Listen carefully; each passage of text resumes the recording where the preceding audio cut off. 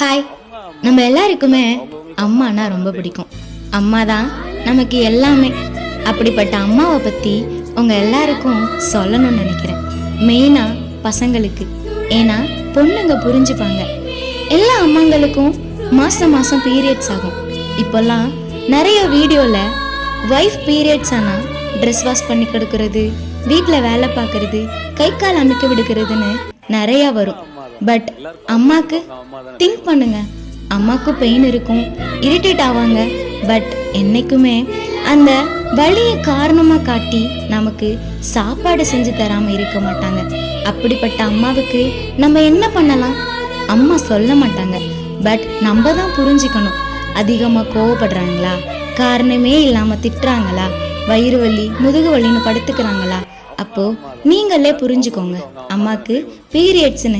நான் ஒன்றும் அம்மாக்கு போய் எல்லா வேலையும் பாருங்கன்னு சொல்லலை, பார்த்தாலும் தப்பு இல்லை. பட் நீங்களும் இரிட்டேட் பண்ணாதீங்க, அம்மா கிட்ட கோபப்படாதீங்க.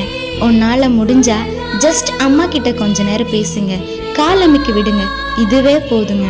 அவங்க பாதி வலி குறைஞ்சிரும். புரியும் நினைக்கிறேன். புரிஞ்சா லைக் பண்ணுங்க, பெல்லா கிரியேஷனை சப்ஸ்கிரைப் பண்ணுங்க.